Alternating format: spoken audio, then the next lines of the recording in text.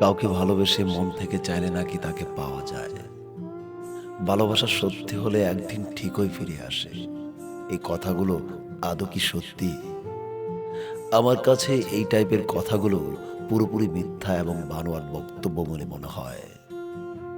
কই, আমার ভালোবাসার মাঝে তো কোনো খুঁত ছিল না, ছিল না কোনো মিথ্যার আশ্রয়।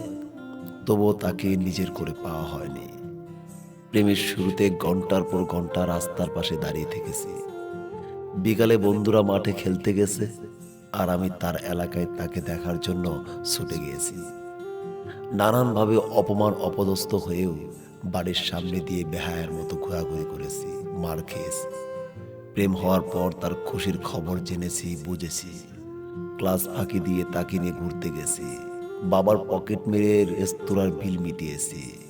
রঙিন ফিতার শাড়ি, চুড়ি, কানের দুল, ঘড়ি, ব্যাসলেট কোনো কিছুই বাদ রাখিনি।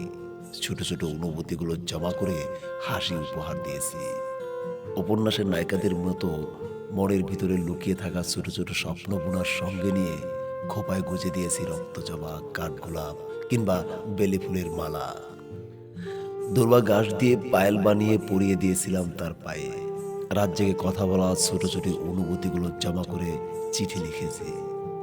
কত রাত নির্গম কাটিয়ে বালিশ ভিজিয়েছি তার ভাবনায়। অভিমান ভাঙতে লাশ লজ্জা গুল্লাই দিয়ে লোকালয়ে কান ধরে উঠবস করেছি। ছেড়ে যাওয়ার ভয়ে কাঁচুমুচু হয়ে কান্না ঝুড়ে দিয়েছি, অবহেলার পাশে বসে থেকেছি। পাগলের মতো হাত কেটে তার নাম লিখেছি।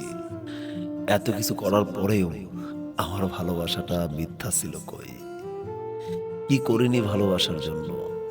তার নামের বিচারে সে হাজিরা দেওয়ার পর বাবা মায়ের চোখে বেয়াদব হয়েছি। তাকে সারা জীবন নিজের করে পাওয়ার জন্য নফল নামাজ পড়ে খোদার দরবারে 2 হাত তুলে মোনাজাত করে কান্না করেছি। নফল রোজা করেছি, মাজারে শিরনি দিয়েছি, মানত করেছি, কবিরাজ ধরে তাবিজ কবজ করেছি। শুধুমাত্র সেই নির্দিষ্ট একটা মানুষের জন্য দুনিয়ার সকল অপশক্তির সাথে যুদ্ধ করেছি। পাগল হয়ে পথে পথে ঘুরেছি, তবু সেই মানুষটা আমার হলো না।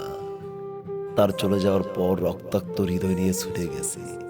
আত্মহত্যার পথ বেছে নিয়ে মৃত্যুর দুয়ারে গিয়ে তার নাম ধরে ডেকে দিগন্ত ভারী করেছি। এত কিছু করার পরেও যদি ভালোবাসা মিথ্যা হয়, তবে তামান দুনিয়া খুঁজলেও সত্যিকারের ভালোবাসা পাওয়া যাবে না।